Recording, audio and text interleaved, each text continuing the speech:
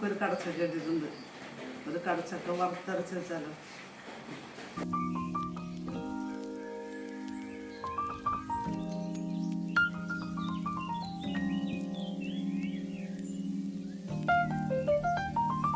ഇഞ്ചി,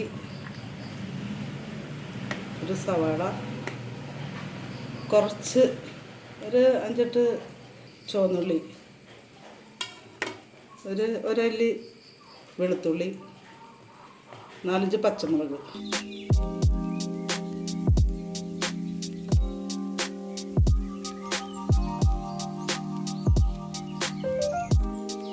ചീനച്ചട്ടിയിൽ തേങ്ങയിട്ട് നല്ല ചുമന്ന് വരുവോളം ഇളക്കി നമ്മൾ വറുത്തെടുക്കണം.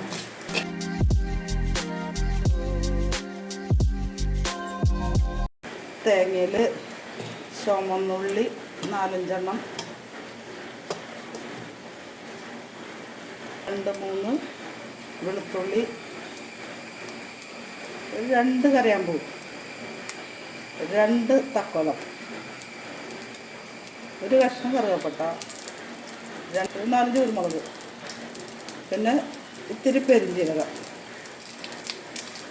ഇതൊക്കെ നമുക്ക് നന്നായി ഇളക്കി യോജിപ്പിച്ച്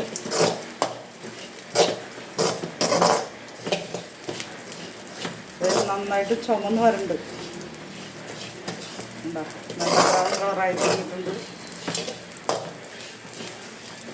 നല്ലോണം തേങ്ങ മൂത്ത് വന്നിട്ടുണ്ട്. അതിനകത്തേക്ക് ഒരു 1.5 ടീസ്പൂണ് മല്ലിപ്പൊടി, 1/4 ടീസ്പൂണ് മഞ്ഞൾപ്പൊടിയും 1 ടീസ്പൂണ് മുളക് പൊടിയും ചേർത്ത്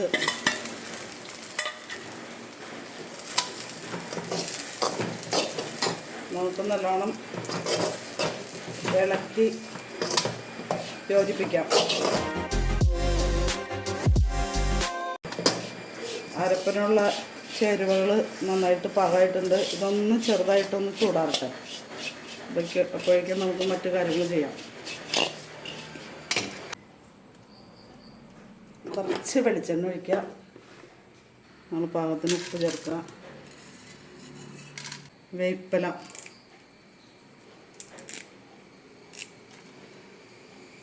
വേപ്പില 2 തണ്ട് ചേർത്ത് നല്ലോണം തിരുമ്മ.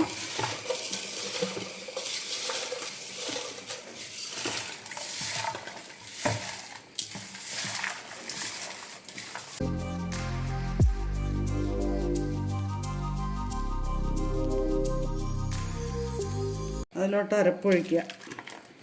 നമ്മൾ നേരത്തെ അരച്ച് വെച്ചേക്കണ അരപ്പ്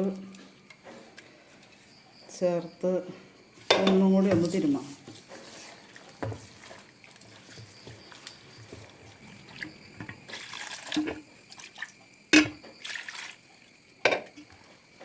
സ്റ്റവ് ഓണാക്കാം.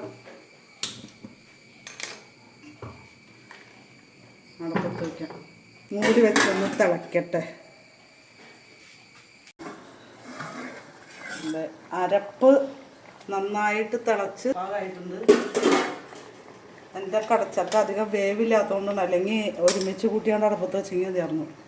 അത് വെന്ത് കലങ്ങിപ്പോൾ. അതുകൊണ്ട് അരപ്പ് ഒരുവിധം തിളച്ച് കഴിഞ്ഞപ്പോൾ കടച്ചക്ക ഇട്ട്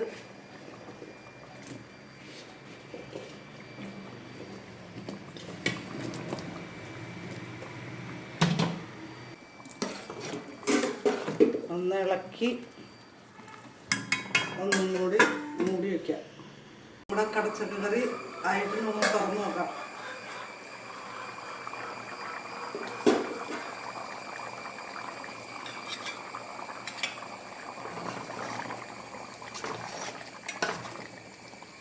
ഒരെണ്ണം എടുത്ത് നമുക്കൊന്ന് നോക്കാം. കടച്ചക്ക വെന്തിട്ടുണ്ട്. അരപ്പൊക്കെ ഒരുവിധം പാകമായി വന്നിട്ടുണ്ട്. ചട്ടി ചൂടായിട്ടുണ്ട്. നമുക്ക് കുറച്ച് വെളിച്ചെണ്ണ ഒഴിക്കാം. ഞാൻ വെളിച്ചെണ്ണ ഒഴിക്കുമ്പോൾ ഇച്ചിരി കൂടിപ്പോണ്ട്. എല്ലാവരും അവരവരുടെ പാകത്തിന് ഒഴിച്ചാൽ മതി. എനിക്ക് ഇച്ചിരി വെളിച്ചെണ്ണ കൂടുതൽ ഒഴിക്കുന്ന ഒരു സ്വഭാവമുണ്ട്. എണ്ണ ചൂടായിട്ടുണ്ട്. നമുക്ക് ചുവന്നുള്ളി അരിഞ്ഞു വെച്ചേക്കുന്നത് ചീഞ്ചട്ടിലേക്ക് ഇടാം.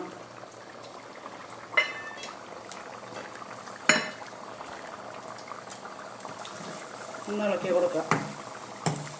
നമ്മുടെ ചുവന്നുള്ളി നന്നായിട്ട് മൂത്ത് പാകമായിട്ട് വരുന്നുണ്ട്. അതിലേക്ക് ഒരു 3 വറ്റൽമുളകും കുറച്ച് വേപ്പില അങ്ങനെ ഞരടിയിട്ട് അങ്ങോട്ട് ഇടാം.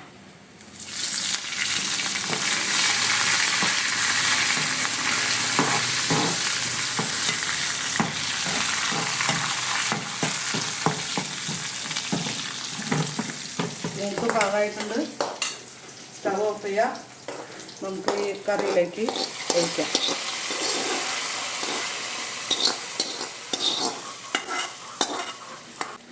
ഈ കടച്ചക്കക്കറി പലരും പല രീതിയിലാണ് വെക്കണേ. പക്ഷേ ഇത് ഞാൻ വെക്കുന്ന രീതിയാണ്. നിങ്ങളിതൊന്ന് പരീക്ഷിച്ച് നോക്കാം. എന്നിട്ട് ഇഷ്ടപ്പെടുകയാണെങ്കിൽ ഈ ലിസമ്മയ്ക്ക് ഒരു ലൈക്കും ഒരു ഷെയറും ഒരു സബ്സ്ക്രൈബൊക്കെ ചെയ്യും.